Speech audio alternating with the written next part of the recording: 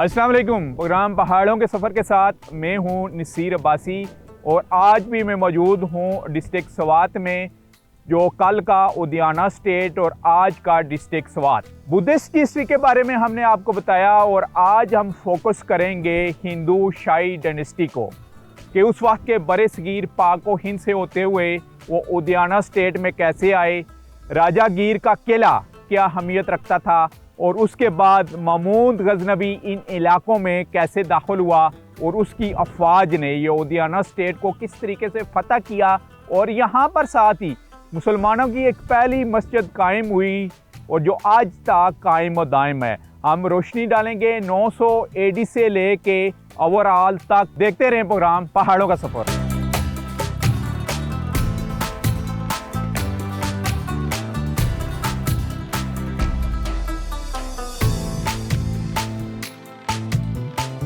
वादी स्वात बिलाशुबा सयाहों के लिए जन्नत है। यही वजह है कि यहाँ के कुदरती हुस्न से मालामाल खूबसूरत नज़ारे देखने और यहाँ मौजूद आसार कदीमा और सियाती मकामात की सैर की गर्ज से हर साल सयाहों की एक बड़ी तादाद स्वात का रुख करती है। वादी स्वात में सयाहों की तादाद में रोज़ बरोज़ इजाफा होता जा रहा है, जो इस बात की दलील है कि स्वात में आने वाले सयाहों को किसी किस्म का कोई खतरा नहीं और ये जन्नत नज़ीर वादी अमन का गहवारा है। वादी स्वात में कबल अज इस्लाम पहले हिंदू शाही दौर के आखिरी बादशाह राजा गीर का किला भी यहाँ आने वाले सयाहों के लिए बायसे कशिश है, जो ओडीग्राम गांव के मैदानी इलाकों से नजर आने वाली एक पहाड़ी चोटी पर वाक़ा है। 1958 और इसके बाद अतालवी माहिरीन आसार कदीमा ने इस किले की खुदाई की थी। ओडीग्राम किले के बारे में कहा जाता है कि ये 8वीं और 10वीं सदी के दरमियान हिंदू शाही दौर में दरअसल स्वात का दारुल हुकूमत था। इन आसार कदीमा की शिनाख्त सबसे पहले माहिर आसार कदीमा ओरल स्टेन ने की थी। माहिरीन आसार कदीमा के मुताबिक इस जगह सिकंदर आजम ने एक मार्का भी सर किया था, जबकि अतालवी आसार कदीमा के मिशन के सरबरा डॉक्टर लोको मारिया के मुताबिक ये वही किला है जहां महमूद गजनवी ने कब्जा करने के बाद वादी स्वात में दीन इस्लाम को फैलाया।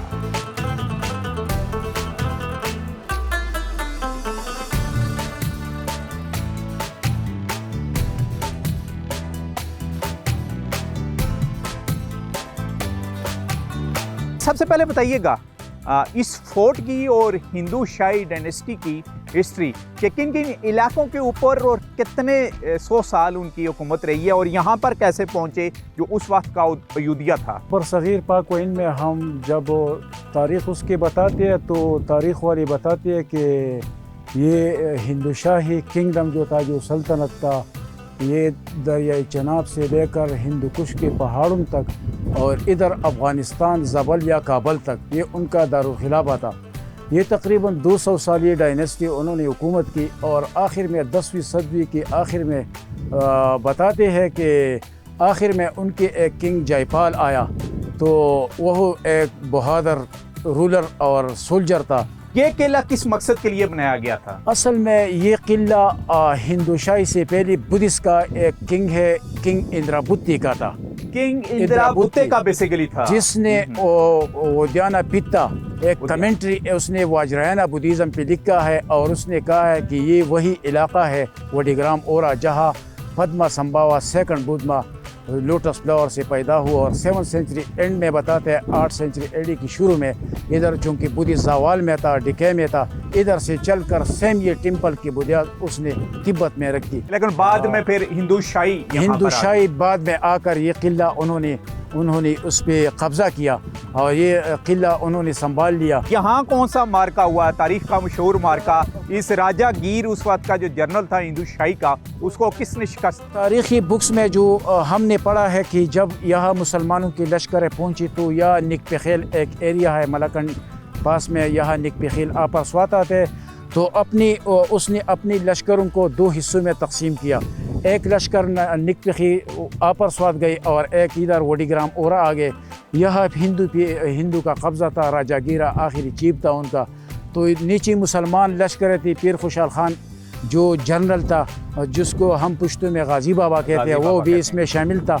और अलमंसूर के बारे में जो उसने नीचे मैंने जो अल मंसूर बेसिकली जो वो भतीजा था महमूद भतीजा गजनवी का। था, यानी वो- ये जब किला हाँ। यहाँ फतह हुआ है तो उस वक्त महमूद गजनवी खुद नहीं आया, उसने खुद- अपने भतीजे को भेजा। बिल्कुल भतीजे को भेजा उसका और नाम था भतीजे का अल मंसूर था और साथ ही पीर खुशहाल खान गाजी बाबा भी था। गाजी बाबा। नीचे मुसलमान थे, ऊपर हिंदू थे, ऊपर से तीर बरसाते थे।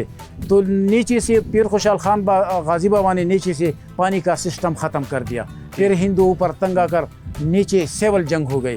तो कहते हैं कि इस लड़ाई में बहुत सी मुसलमान शहीद हो गए, लेकिन आखिरी पता मुसलमानों को मिल गया। और ये किला उन्होंने फतह कर ये लिया। पता उन्होंने किला फतिया और इस्लाम के इंट्रोडक्शन महमूद के लश्करों से इधर हुए। और हम भी इधर जानते हैं कि वडीग्राम बलूग्राम ये हिंदू की पुरानी नाम है। राजा जगह में राजा था। और राजा गिर भी मारा गया था यहाँ। राजा गिर यहाँ से चलकर उसने कालाम के पहाड़ों में पनाह ले ली।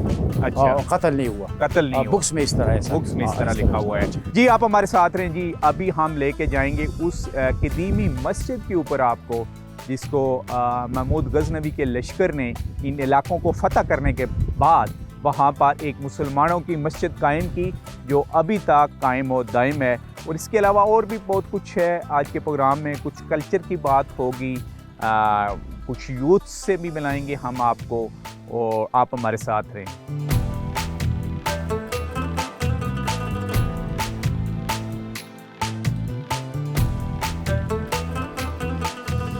वादी सवाद की तारीखी मस्जिद ओडीग्राम को इटली के माहिरीन आसार कदीमा ने दराफ्त किया था। कहा जाता है कि ये मस्जिद महमूद गजनवी और इसके पोते ने 440 हिजरी में तामीर की।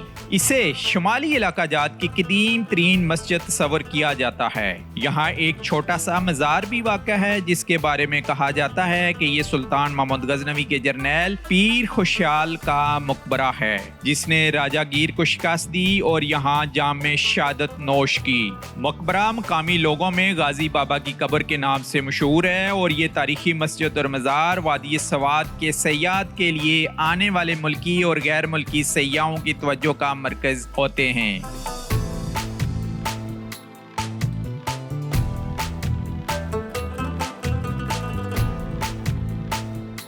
हमारे साथ यहाँ पर एक आर्कियोलॉजिस्ट मौजूद हैं, उनसे हम बात करेंगे। जी नाम बताइएगा अपना। मेरा नाम है सर सनाउल्लाह।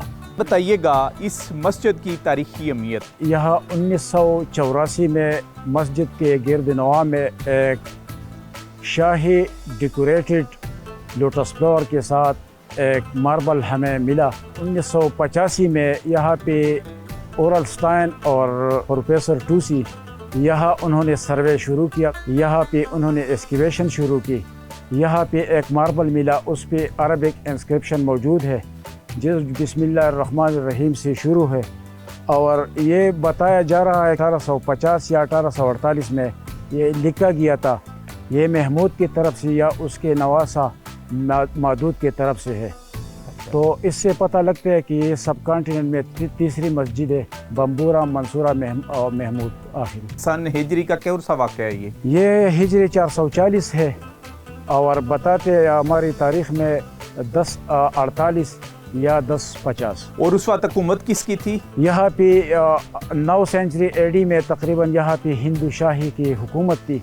और महमूद की जो है 997 से लेकर 1030 तक उसने हुकूमत की है। यानी उनका तख्ता आके महमूद गजनवी की फौज ने महमूद गजनवी भी गुजरा है यहाँ से, वो भी आया है, लेकिन उस वक्त उसने इन इलाकों को फतह नहीं किया था। ये असल में 1001 से लेकर 1017 तक उसने हिंदुस्तान पे हमले किए।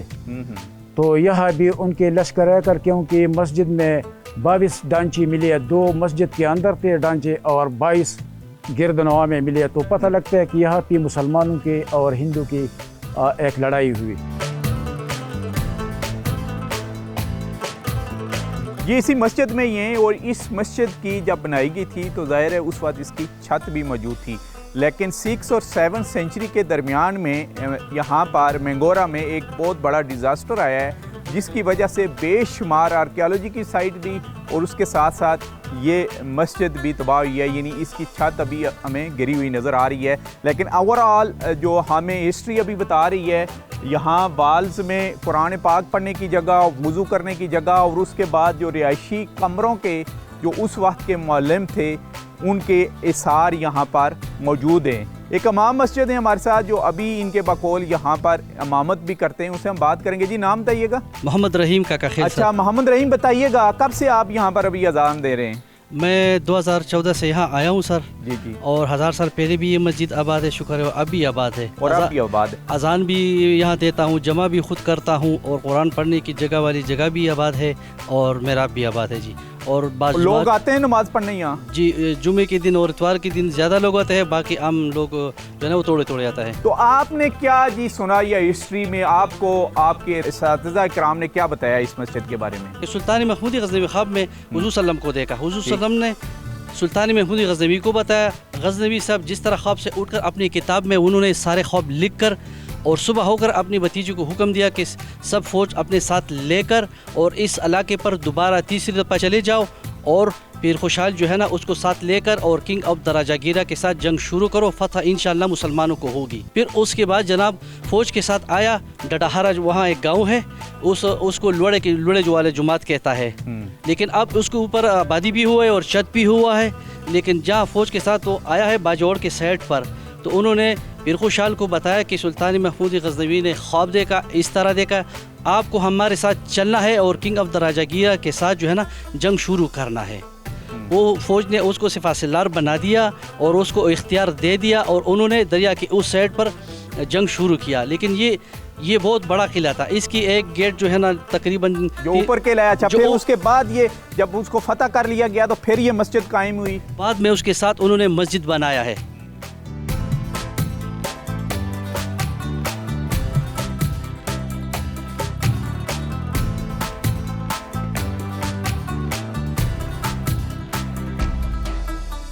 मैं ओडीग्राम में ही हूँ और एक शहीद के मज़ार के आगे हूँ जिनका नाम है खुशहाल ख़ान और अलमरूफ गाजी बाबा। ये महमूद गज़नवी की उस वक्त जो फोर्स आई थी राजा गीर की फ़ोर्स के साथ लड़ने के लिए और इन इलाकों को फ़तह करने के लिए, तो ये उस लश्कर के सपा सलार थे, बल्कि कहा जा रहा है कि ये जनरल थे, और उस मार्के में बड़ी बहादुरी के साथ लड़ते हुए शहीद हुए हैं। और यही कहा जा रहा है कि ये भी अफ़गानिस्तान से उनके लश्कर के साथ आए हैं और जाम शहादत यहाँ पर नोश की है। और इसी ओडीग्राम के स्टार्ट में जो ही हम उस तारीख़ी मस्जिद की तरफ और किले की तरफ जा रहे होते हैं तो रास्ते में इनका मज़ार आता है। और अब दूर दराज से जो ज़ायरीन भी हैं और जो लोकल लोग भी हैं इनके यहाँ पर मज़ार पर हाज़िरी देते हैं और फातिहा करते हैं।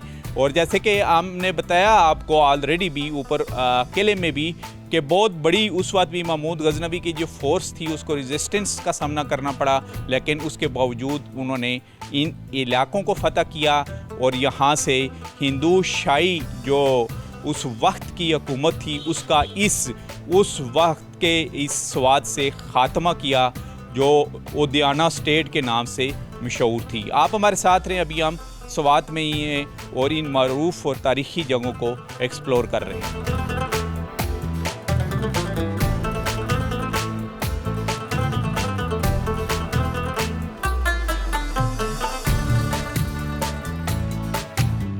कहाँ भेज रहे हैं आप? ये तो बाहर मुल्क भी जाते हैं, अमेरिका जाते हैं, कनाडा जाते हैं, जर्मनी जाते हैं, इटली जाते हैं, हर जगह जाते हैं।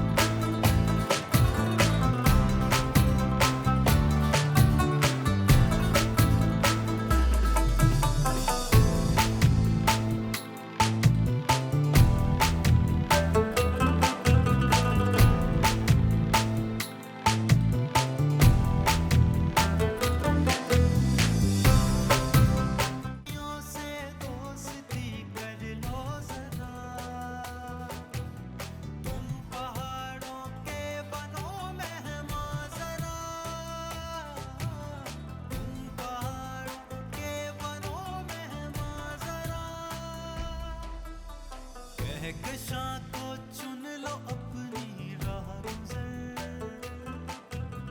कहकशां को चुन लो अपनी राह गुज़र। आओ मिलके करे पहाड़ों का सफर, आओ मिलके करे पहाड़ों का सफर। वादी सवात के पहाड़ों के दामन में वाक़या खूबसूरत गांव इस्लामपुरा, जिसे सलामोर भी पुकारा जाता है, जिला सवात का ही नहीं बल्कि पूरे पाकिस्तान का वो वाहिद गांव है। इस गांव की खास बात यह है कि तकरीबन 16 से लेके 17,000 की आबादी में एक शख्स भी बेरोजगार नहीं। वादी सवात का ये गांव अपने हुनरमंद बासियों की वजह से पाकिस्तान समेत दुनिया भर में मशहूर है। यहाँ भेड़ बकरियों के ऊन से रंग बिरंगी आला क्वालिटी की गर्म चादरें और शालें हाथ से खड्डियों पर तैयार की जाती हैं। सवात के इस गांव की तारीख हजारों साल पुरानी है।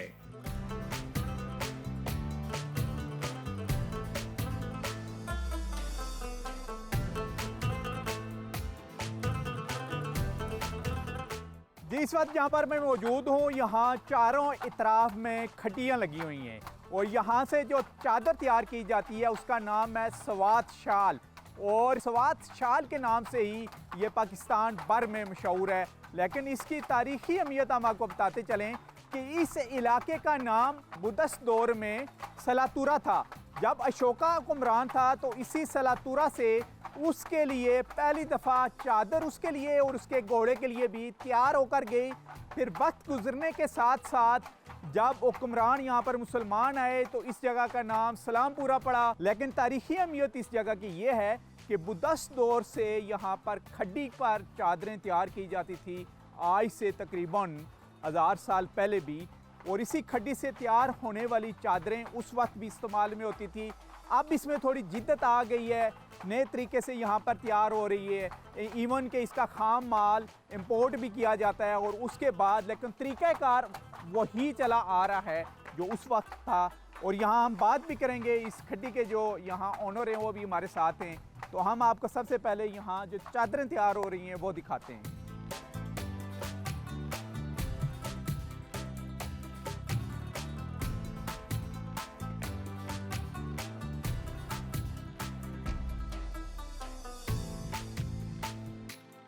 जी, नाम बताइएगा। जी, मेरा नाम इब्राहिम है, मैं इस्लामपुर का रहना वाला हूँ। कारखाना कितना पुराना है आपका? ये तो हमारा यादाश्त भी नहीं है, हमारा बाप के वालिद का, उसका भी वालिद का हमारा याद भी नहीं है। अच्छा। वो हमारा बाप दादी के वक्त का मतलब काम है। कितने 100 साल हो गए इस कारखाने को? मेरा तकरीबन बहुत लेकिन मेरे से पहले है का ना, बहुत पहले। अच्छा, सबसे पुरानी खड्डी कौन सी थी जिस पर आप तैयार पुरानी करते थे कड्डी जो चादरें? होता था का ना, वो तो अभी इसमें नहीं है का ना, अभी तो जदीद टेक्नोलॉजी आया। हाँ, हाँ, पहले कैसे तैयार की पहले जाती वो थी? दूसरा था, वो ऐसे जुमा को मारा था, दूसरे एंड में ऐसे मारा था, उस पर अच्छा। एक धागा जा रहा था, आता था, तो उसी चादर बनना था। ठीक। उसके बाद वो वाला आ रहा था, वो नहीं है जो वो अभी जो वो नीचे है, जमीन के उधर अंदर खड़े जो थे। भागा। हाँ, ठीक है। उसके बाद ये वाला आ गया, ऊपर जो कड़ा ये वाला ठीक हो गया, जी ठीक सर, हो गया। जी सर। और इसका मटेरियल आप कहाँ से मंगवा रहे हैं? मटीरियल ये जो हम छड़ी बनाते हैं, पट्टी बनाते हैं, वास्केट पकुल बनाते हैं, ये लोकल बेड के ऊन होते हैं। कालाम वाला, ये बुनेर वाला, शंगले वाला, ठीक ये है। पुरन चकेसर वाला, छोटी बेड बकरी का ऊन नहीं है, उससे हम बनाते हैं। अच्छा, छोटी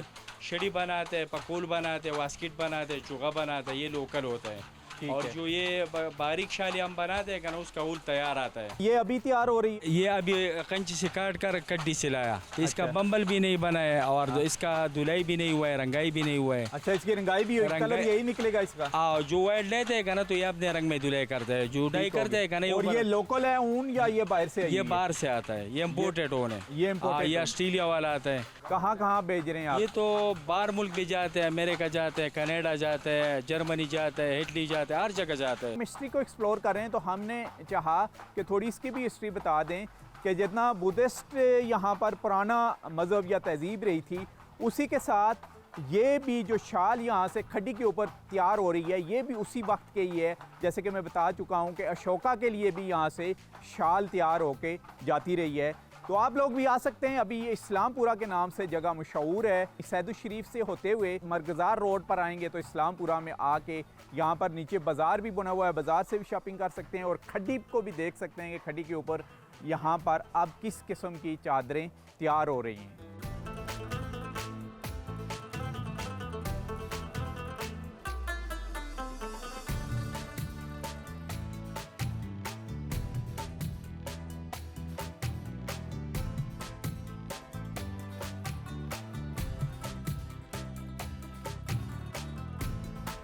जी स्वात कमर में ही हैं और ये नवाई इलाका है, कमर का पीर खेल हुजरा है। जैसे कि मैं अपने प्रोग्रामों में आपको बताता हूँ कि रवायती खाने, तो स्वात में भी आके मुझे खुशी हुई कि इतना अब ये मॉडर्न हो चुका है, लेकिन उसके बावजूद जो सदियां पुरानी रसूमात हैं वो अभी तक यहाँ पर भी बहाल हैं, यानी उन्होंने अपनी ट्रेडिशनल को बहाल रखा हुआ है। मैं बात कर रहा हूँ हुजरा कल्चर की, जो थ्रू आउट हम आपको दिखाते आ रहे हैं। और स्वात एक डेवलप्ड डिस्ट्रिक्ट है थ्रू आउट। जब हम बात करते हैं अंग्रेज़ के ज़माने से और फिर वाली स्वात की और उसके बाद कभी तो, लेकिन यहाँ पर भी जो एक पुराना कल्चर है वो बहाल है, वो रवायात के ऊपर ये लोग कायम और दायम हैं और थ्रू आउट इनकी नस्ल दर नस्ल ये कैरी कर रहा है। यानी छोटे बच्चे भी आपको बैठे हुए नज़र आ रहे हैं, ये अभी से सीख रहे हैं कि हमने भी बड़े हो के इसी जो इनकी रवायात है इसी को ही कैरी करना है। तो बात करेंगे जी, नाम बताइएगा अपना।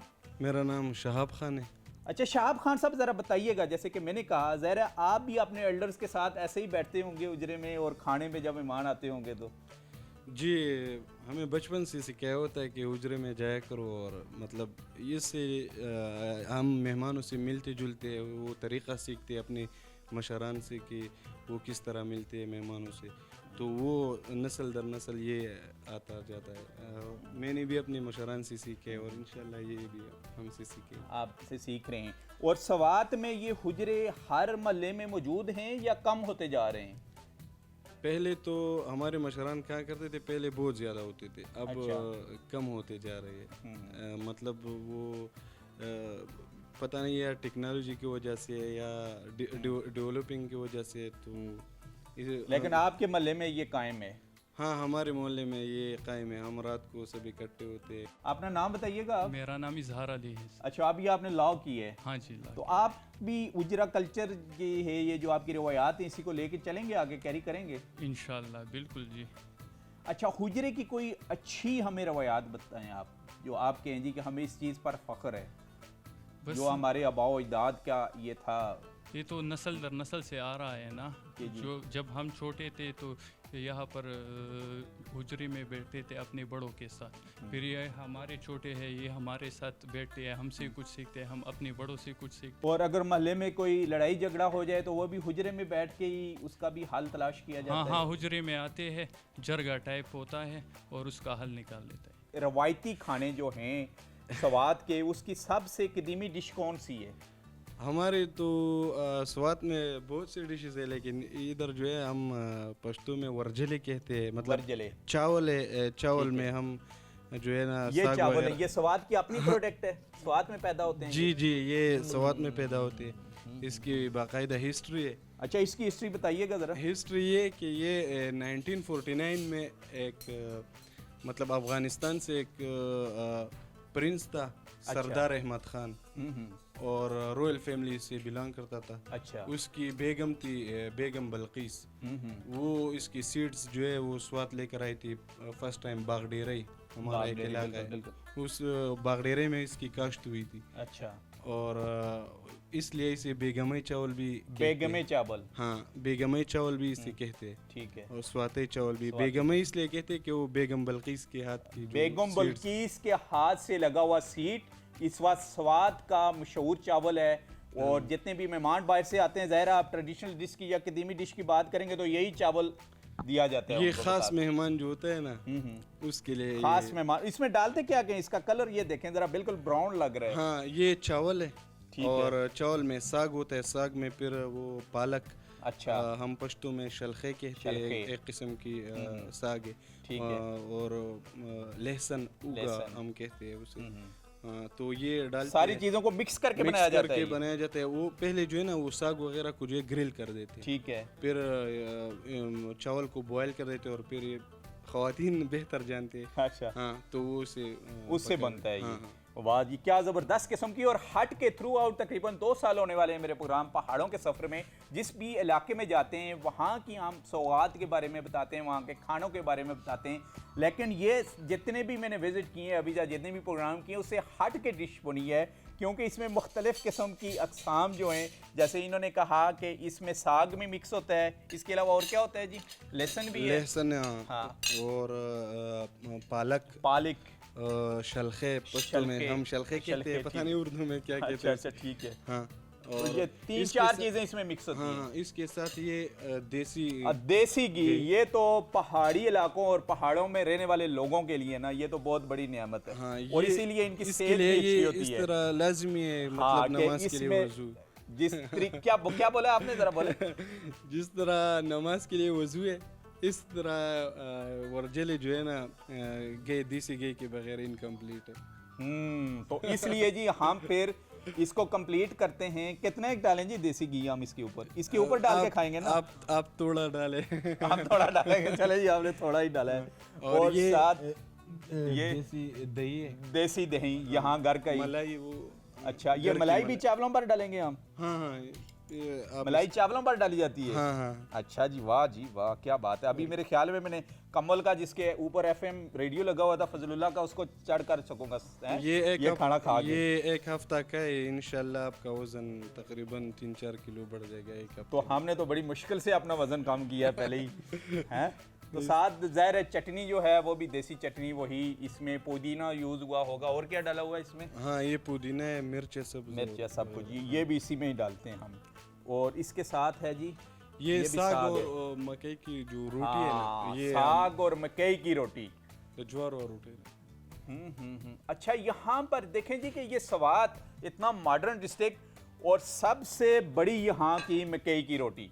हाँ, तो ये हम अपने पूरे फाटा से होता हुआ मैं स्वात में पहुंचा हूँ और स्वात में देख लें ये मकई की रोटी का साइज बिल्कुल ऐसे लग रहा है जैसे गंदम की रोटी। ये कैसे पकाई जाती है? तंदूर के साथ तवे के ऊपर? ये तवे के ऊपर बनाई जाती है। वाह, देसी घी की तो क्या बात है। चोलक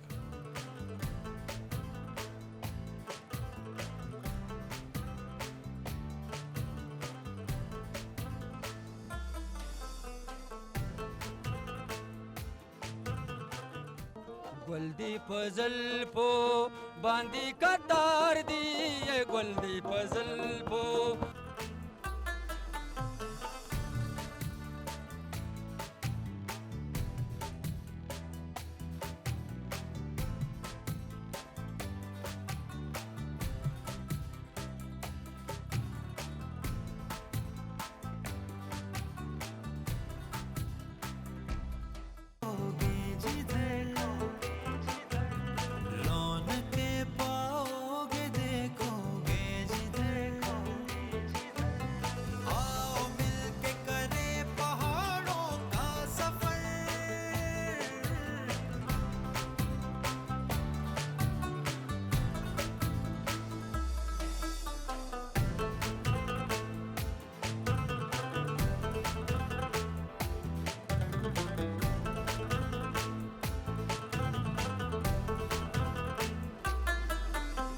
पहाड़ों के सफर में इस वक्त हम स्वात में हैं और बड़ी कोर्ट में एक हम टेबल टेनिस के कोर्ट के अंदर मौजूद हैं, जिसने बेशुमार स्वात से तल्लुक़ रखने वाले टैलेंट को ना सिर्फ उजागर किया बल्कि इंटरनेशनल सतह पर वो पाकिस्तान की नुमाइंदगी कर चुके हैं और कई अवार्ड जो हैं इंटरनेशनल लेवल के ऊपर वो जीत कर आ चुके हैं। इस टेबल टेनिस कोर्ट का आगाज़ कैसे हुआ वही हम पूछेंगे। कैसे आपने सोचा कि आपने एकेडमी बनानी है और वो भी टेबल टेनिस की? स्टार्ट असल में हम जैसे स्कूल और कॉलेज में खेलते थे, तो वहाँ से थोड़ा थोड़ा शौक़ बढ़ता गया, खेलते गए, आगे गए। फिर आहिस्ता आहिस्ता हमने हुजरे में टेबल रखी, वहाँ से फिर एक प्लेयर हमने बनाया जो इंटरनेशनल प्लेयर बन गया, नेशनल चैंपियन बन गया। हुजरे में टेबल रख के इंटरनेशनल प्लेयर को बनाया आपने? बिल्कुल। ये कौन से सन की बात है? ये 2007। जब मिलिटेंसी उस वक्त यहाँ पर अरूज में थी, उस वक्त इन्होंने अपने सफ़र का आगाज़ किया और हुजरे में टेबल टेनिस की एक टेबल रखी और वहाँ से पहला इंटरनेशनल प्लेयर ने जन्म लिया जिन्होंने कोच किया और वो इंटरनेशनल लेवल पर। उसका नाम क्या था? मोहम्मद रमीज़ खान। और कहाँ से जाके उसने अवार्ड विन किया?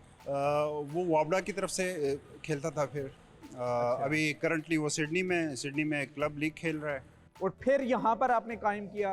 और यहाँ से कितने जो प्लेयर हैं इंटरनेशनल सतह के ऊपर पाकिस्तान की नुमाइंदगी कर चुके हैं? करंटली हमने यहाँ से 8 इंटरनेशनल प्लेयर प्रोड्यूस किए हैं करंटली। और अभी सबसे हमारे लिए खुशी की बात है कि 2 बच्चे हमारे पास ऐसे हैं कि हमें 90% हमारे पास ये चांसेस हैं कि हम वर्ल्ड होप चैम्पियनशिप जीत लें। वर्ल्ड होप चैम्पियनशिप, और उनका ट्रेन कर रहे हैं? उनको हम यहाँ पे ट्रेन कर रहे हैं।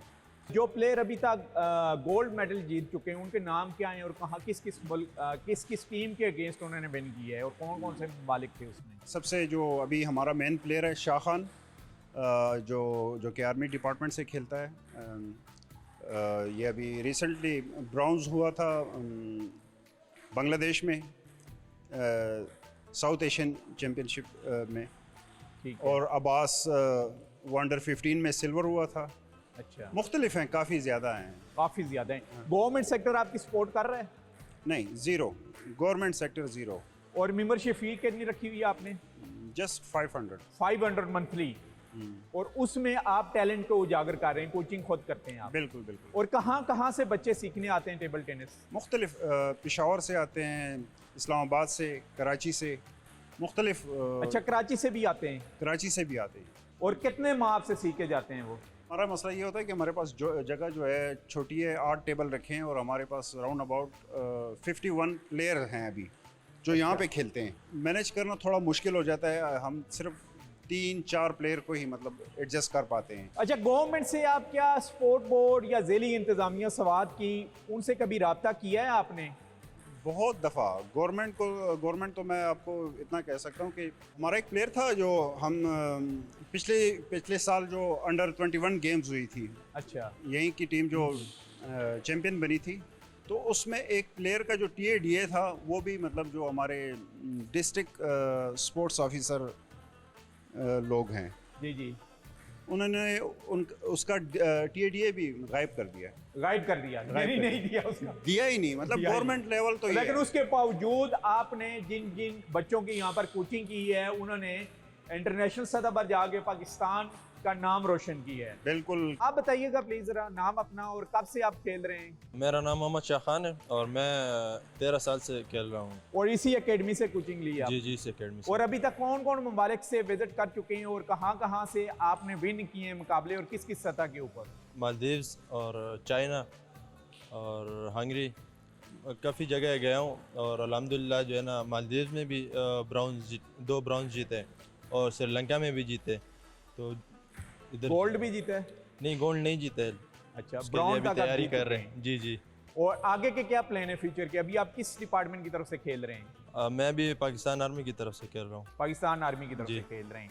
और क्या समझते हैं कि इस खास करके जिस एकेडमी से आपने कोचिंग ली है और आप इंटरनेशनल सतह पर जाके खेल रहे हैं, आपकी हुकूमत वक्त से क्या अपील होगी? हमारा तो हुकूमत से ये अपील है कि जो है ना हमें इंटरनेशनली जो है ना टूर्स वगैरह ये दे ताकि जो है ना हम अपने मुल्क का नाम आगे रोशन करें, ग्रूमिंग हो सके।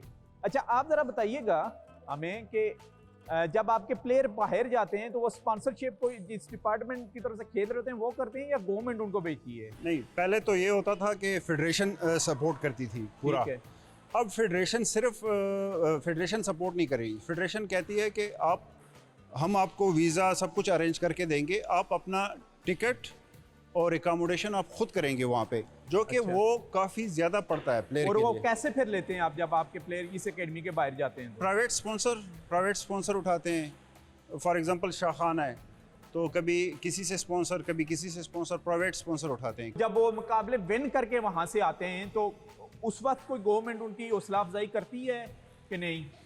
नहीं, कभी बुलाती है, चाय पे बुलाती है। सिर्फ चाय पर बुलाती है? चाय पे बुलाती है जी।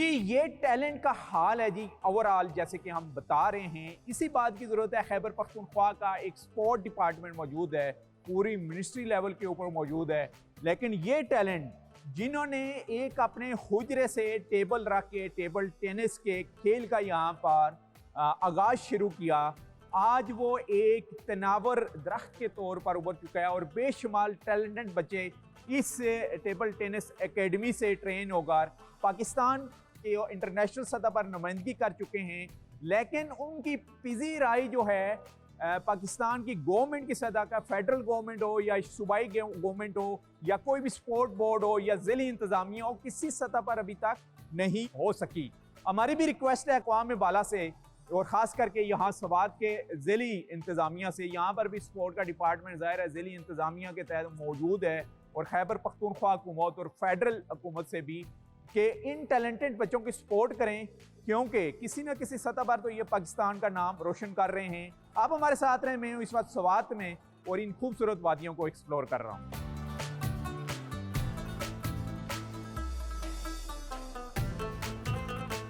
ये इस वक्त हम दरियाए स्वात के किनारे हैं और यहाँ पर शाम के टाइम बेशुमार टूरिस्ट का रश भी देखने में आता है। बेशुमार लोग जो टूरिस्ट मतलब पंजाब की साइड से आ रहे होते हैं और जो लोकल टूरिस्ट हैं उनका भी रश नज़र आता है। और दरियाए स्वात की ये जो मौजें हैं, पानी की लहरें हैं, इनसे वो लुत्फ़अंदोज़ हो रहे होते हैं, सेल्फियाँ ले रहे होते हैं। लेकिन कुछ शौकिया गुलकार होते हैं, फ़नकार हैं जो इलाके के, वो भी दरियाए स्वात के किनारे जो ही शाम ढलनी शुरू हो जाती है तो यहाँ पर आ जाते हैं और मौसीकी जो इलाकाई मौसीकी है उससे यहाँ के जो टूरिस्ट हैं उनको लुत्फ़अंदोज़ करते हैं। तो हमने सोचा कि अपने पहाड़ों के सफ़र में ज़रा इनको भी मौका दिया जाए कि पहाड़ों के सफ़र में इनसे कुछ सुना जाए। यहाँ दरियाए स्वात और ख़ास करके क्योंकि बरी कोट के इस वक्त हम करीब हैं कि जो सबसे ज़्यादा इस डिस्ट्रिक्ट में हिट सॉन्ग है पश्तो का, वो कौन सा है वो सुनेंगे इनसे। जी सबसे पहले अपना नाम बताइएगा। हिदायत शाह। हिदायत शाह, कब से गा रहे हो आप? यार हमारा तो ये तकरीबन 15 साल हो गए। अच्छा, कहाँ कहाँ जाके गाया है आपने? एटवी खैबर गया था, अच्छा। लाहौर भी गया था, पिशौर में ट्रैक जो स्टूडियो पर रहता है वो उधर भी गाया है। ठीक है। हाँ। शौकिया गाते हैं या भाई प्रोफेशनल? नहीं, शौकिया। शौकिया। और स्वात में भी अक्सर गाते रहते हैं? हाँ, इधर आता है और इस जगह पर भी। और स्वात में आपको पता है खूनी चौक भी था जहाँ पर एक गुलकारा की लाश लटकाई गई थी? बस पता है। तो उसका उस वक्त भी आप गा रहे थे? उस वक्त तो नहीं गा रहा था। अच्छा, क्योंकि इधर ये माहौल यानी उसके बावजूद भी ये जो सकाफती सरगर्मियां हैं, ये जो कल्चरल एक्टिविटीज हैं, रुबाब भी बज रहा है, लोग भी गा रहे हैं। हाँ ठीक है ना? वो मतलब डर और खौफ तो किसी किस्म का नहीं। और स्वात में भी गाते हैं जाके दूर दराज? बिल्कुल बिल्कुल। अगर शादियों में या मुख्तलिफ फंक्शनों में? शादियों में भी चलता है, यार दोस्त का जो शादी होता है उसके लिए चलता है। उसके लिए भी चलता है। और अभी आप क्या सुनाएंगे? सबसे मशहूर और हिट सॉन्ग पश्तो का कौन सा है यहाँ पर? यहाँ तो ज़्यादा है, तो हम इधर लोग ये बहुत पसंद करता है। कौन सा? गुलदी पजल पो बांदी कतार दी। अच्छा, इसका मतलब क्या है उर्दू में? उसको मतलब ये है कि फूल बालों में, फूल बालों में, हाँ, कितार, कतार जो अच्छा, लाइन। तो चलें जी शुरू करें। 1 रुपये गया था उसके बाद ये ठीक है। ठीक है, चलें। गुलदी पजल पो बांदी कतार दी, ये गुलदी पजल पो बांदी कतार दी, द्वारना चिश्मान दी महबूबे गुलदा अनार दी। तोबा तोबा गुलदी पजल पो बांदी कतार दी, ये गुलदी पजल पो बांदी कतार दी, द्वारना चिश्मान दी महबूबे गुलदा अनार दी। तोबा तोबा गुलदी पजल पो।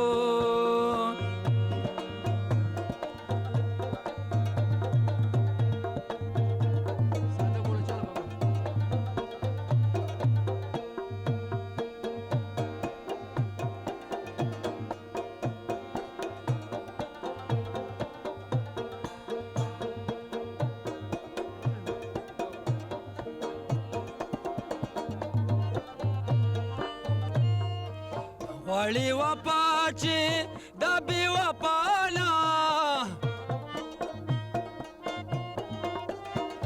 वाली वपाची दबी वपाना, दा दुनिया खलक दीना तरसा ज़ालिमान दी। तोबा तोबा गुलदी पजल पो बांदी कतार दी, ये गुलदी पजल पो बांदी कतार दी, द्वारना चिश्मान दी महबूबे गुलदानार दी। तोबा तोबा गुलदी पजल पो।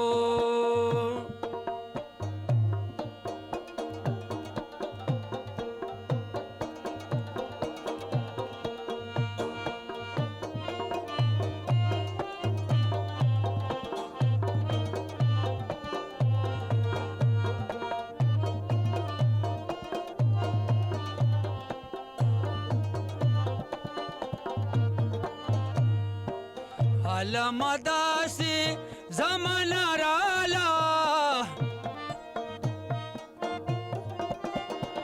अलमदासी जमाना राला हुकम सरुना दरुनो दुश्मनान दी तोबा तोबा गुल दे पजल पो बांदी कतार दी गुल दे पजल पो बांदी कतार दी द्वाना चश्मान दी महबूबे गुलदानार दी तोबा तोबा गुल दे पजल पो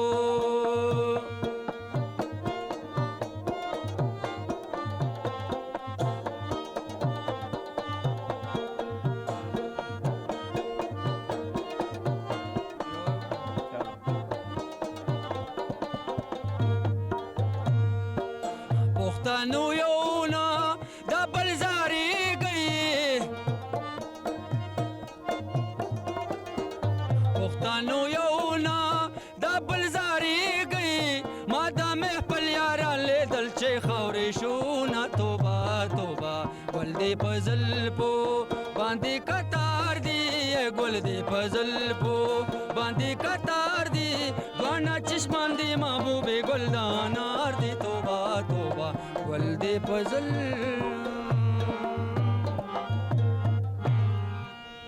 जबरदस्त जी क्या बात है जी आपकी।